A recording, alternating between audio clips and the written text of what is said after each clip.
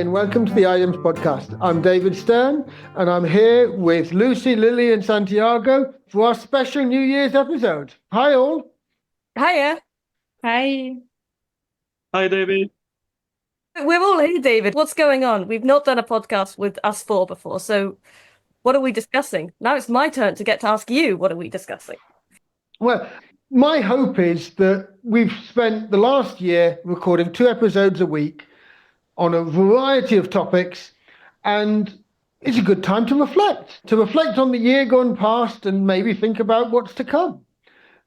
You've all been a part of at least 20 episodes over the last year and a bit, and it's been quite a journey. Well, what have you experienced? What do you think? I think it's been wonderful. I've enjoyed it. It's been hard work, difficult to find times to get you to actually do a recording sometimes, but quite enjoyable to be able to have a nice, healthy discussion, sometimes with disagreement, sometimes informative, sometimes reflecting on what's going on, what we're doing, sometimes thought experiments. Some of the thought experiments were great. To add to that, I've been finding it quite a privilege to get to have these conversations with you, David, of just being able to ask these thoughts that come into my head and speak to someone that is very kind of, very high level thinking and discuss them through.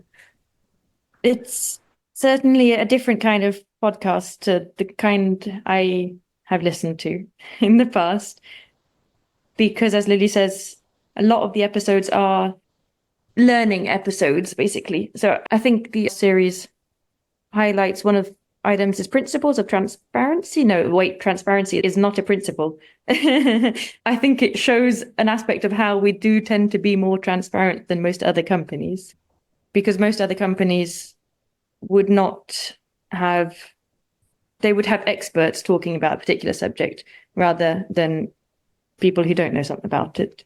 So having those sort of open discussions is very different. I think that it's one of the most enjoyable things about not just recording, but listening through and editing, is how much I've learned over the last year and a bit about the business models, the agroecology projects, the data science, responsible AI. I have learned so much about a wide range of topics. It's been wonderful. What's really interesting for me is that this was part of the original thinking, that we didn't need to make a podcast for a particular audience outside. Our first audience should be just people who are interested and want to know about IDEMS, even within. And being able to communicate some of the thought that has gone into it, some of the principles behind it. Just the fact that we've been able to have all of these discussions on so many different topics and put out some of the complexity of the thinking. Most communication tries to simplify and to reduce the complexity, whereas to be able to have discussions, which almost always part of my role is to say, well, it's not as simple as that. There's layers of complexity where even if we have a principle or an approach we try to follow, there's times where you kind of want to do the opposite, and you need that flexibility. It's always complex and balancing. I would love to count the number of times that you said, I don't have the answer for this yet, or I don't have the answer for this, full stop. So many times. It's so reflective and it's so thoughtful. We are dealing with complex issues, very diverse, but always one commonality is the complexity.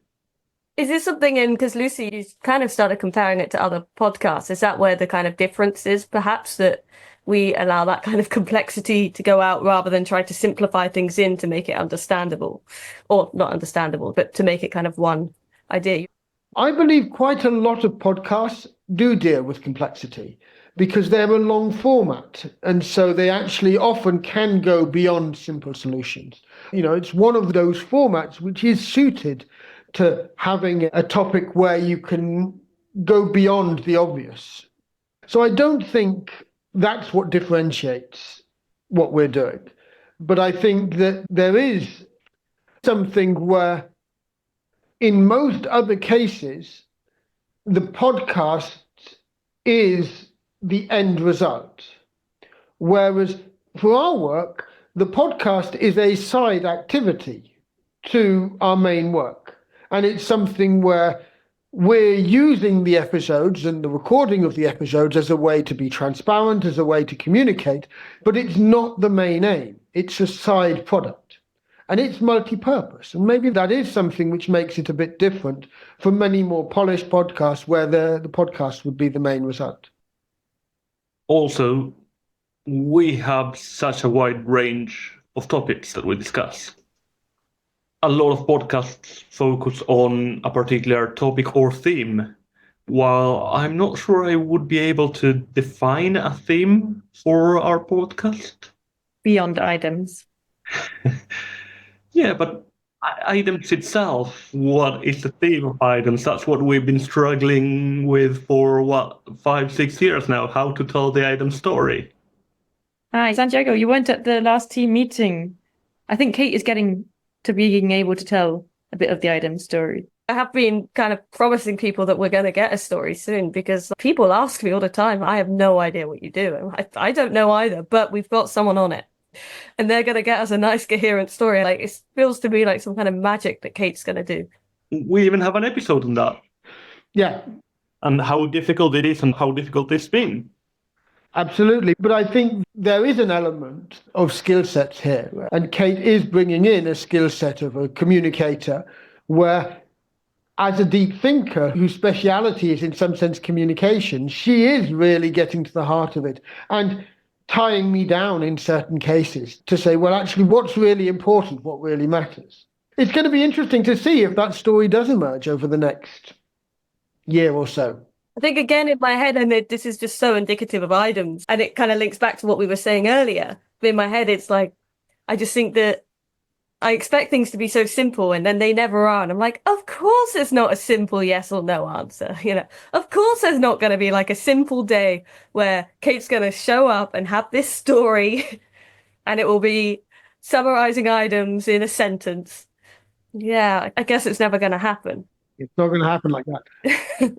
But coming back to what David was saying about the podcast being multi-purpose and Santiago saying about it being like diverse with these different things, I guess that's just IDEMS. And so it makes sense that the podcast is going to be multi-purpose because everything we do, more or less anyway, I can't think of anything that isn't multi-purpose in IDEMS, but I'm sure that something must exist.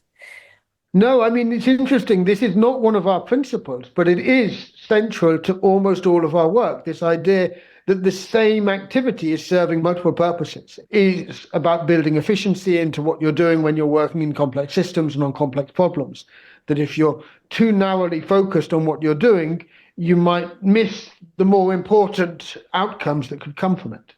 And a lot of the work that we do, we always have that idea of being able to contextualize it and build something that can be transferred from one place to another and serve multiple audiences. But that kind of runs a risk, like serving multiple audiences can run a risk of, I guess, serving no one. Is there not a worry, I don't know, with these podcasts? But I guess not, because I guess the podcast is just one avenue of us getting the story out. And what would it mean if it serves no one? If there was no one listening, and there might be no one listening, as you said, it's already been useful for us. It's helped me to learn how to actually express some of them. It's helped to communicate to at least the three of you a lot of different sort of ideas which otherwise wouldn't have been discussed because we wouldn't have found the time. It's forced conversations to happen that would otherwise have maybe not happened, or if they had happened, not been recorded or being able to be shared afterwards. So it's serving already, even if nobody's out there listening, it's serving multiple purposes. An audience is just a bonus. True. And I think one of the key purposes that I've found personally is identifying the right episode for the right person. Sending that episode to help explain aspects of what we do or what my job is. There was one specific one, David, you interviewed Chris Angwin on Stack. That episode really helped me explain to quite a lot of people what Stack is about in a way that is surprising because normally you need a demonstration, and that can be quite challenging. But this is, I think, part of what I've been so grateful to the three of you for, because each of you, in terms of the episodes and the way you've challenged me and you've helped me to sort of bring out different ideas, you brought out different ideas in different ways, and you asked different questions, and you've gone into different topics. The agroecology topic has been such an important one, for example, Lucie. And it's been so nice to dig into some of this as we reflect on what we're doing. Another aspect that I found very interesting is how open the discussions are and how open we have been, and we will continue to be, to internal and possibly external criticism, and how we had follow-up episodes when someone picks up on something and says, oh, actually, this is not quite sitting right with me. This is not what I thought. This is not what I understood. We've always had that chance to get back on the microphone and have another discussion to clarify points or to challenge preconceptions or our own preconceptions in some cases in a very healthy and positive way. Yeah, and I hope when more people in the team listen to this, like this being the whole podcast series, I hope that more of them will get involved in those discussions and find that as perhaps a way into having the discussions too. I really look forward to that, because I always said I felt I had about 100 episodes in me. And so I feel that I'm running my course and I'm looking forward to more people getting involved. You know, Lucie, you had an episode with Kate, which was great. That was a wonderful episode. And having more episodes like that, where more members of the team are interacting in discussion and entering into this in a way where they're comfortable, airing their views, having that shared, and having this as part of just the way we work. And I think what you've just said there in terms of the discussions, well, in terms of recording them, that's what's so interesting about them, that it is a time for discussion, as you said, Lily, too. And so to get those different voices in, because the IDEMS team, there's experts in so many different things. There's so many interesting things, so many interesting discussions that we can have. Not that anyone asked me, but I think that would be a really nice way for the podcast to continue evolving. I think this is a perfect transition into, well, how else should it evolve? I really love the idea of more voices. I am conscious that quite a lot of our team is not so comfortable being recorded, and that's why it's been so powerful to have the three of you who are comfortable to be part of that. But there are a few new voices coming out. We have James, we have George. They've both taken up the mantle a bit. Yeah, those episodes with George and with James have been wonderful. James's episodes, particularly, his story is just remarkable. And his depth of knowledge and how he presents himself. I love editing and listening to James's episodes. And I think George as well, he is really keen. Perhaps it's down to one of us, Lucie, Lily, to encourage them to get more involved. Well, I think the two of them are already on track. They've done a couple of episodes each. They're interested, they're thinking about it. They need a bit of encouragement, so I love the idea of you guys encouraging them and maybe having episodes with them without me to start broadening out. I think that's a really important next step, which we will hopefully have more of in the coming year. Kate, of course, more episodes with Kate.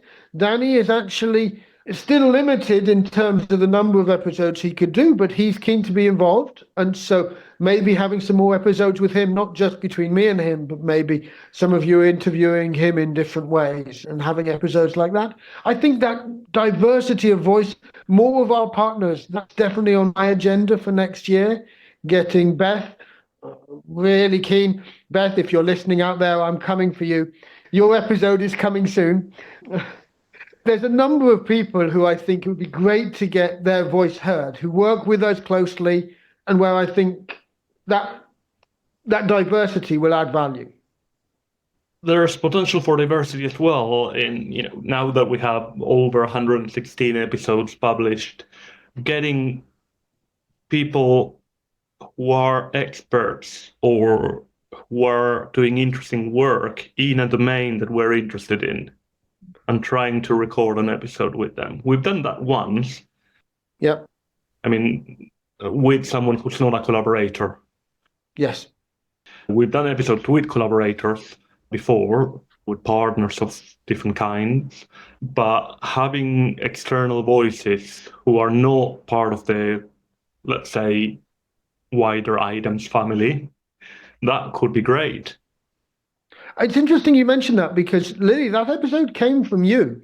You were building out this responsible AI course for lecturers, and you had a particular set of references that you were really keen on, and we reached out and we had a wonderful episode where we were sort of digging into that and discussing. I think that is something we could look into in the new year.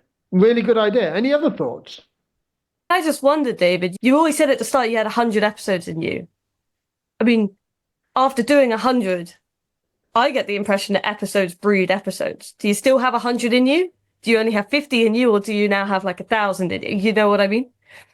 I think what is certainly true is that compared to when we started, I'm not finding it difficult to have these discussions. I enjoy discussing with the three of you and with other people. This isn't something which is a chore. If it was a chore, we wouldn't still be going.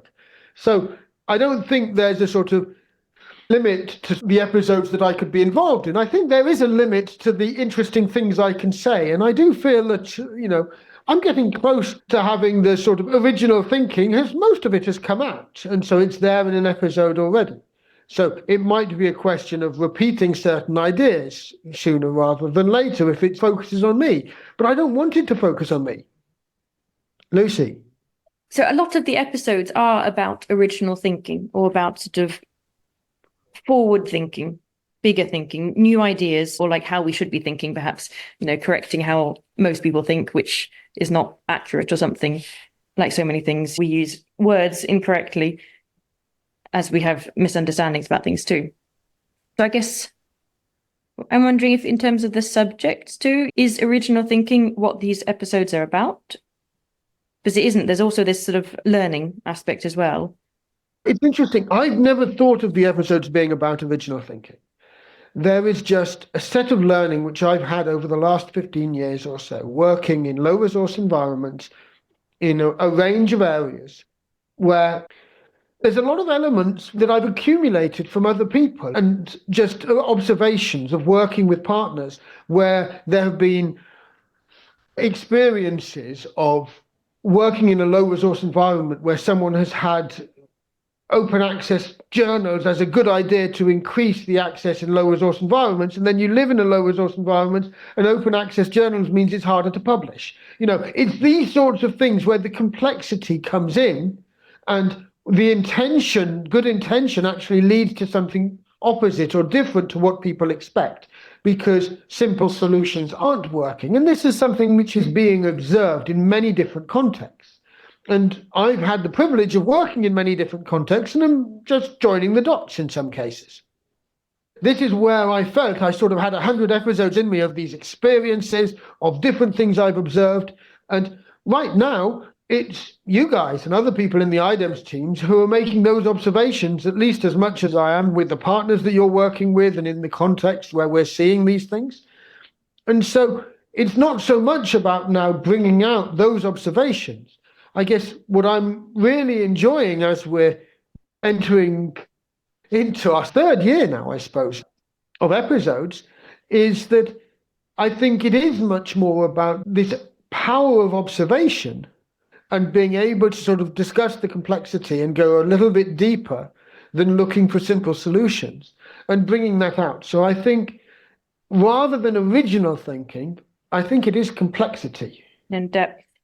Speaking about depth, I loved the idea that Kate presented on the 100th episode of actually focusing on one particular project or area and trying to, through a series of 4 or 5 episodes, tell one story in a lot of depth with perhaps higher production value. I have some ideas on how to achieve that, so we'll discuss that at some point. Yeah, let's watch this space. I love the idea of the podcast evolving into something which has different types of episodes or different sort of mini-series within. That's really exciting, and we can maybe look forward to that in the year to come. Great. Well, I think it's been a wonderful year and a bit of episodes, recording, producing, editing. A lot has gone into it, and I think I gained quite a lot from it as well. Yeah. So thank you, guys.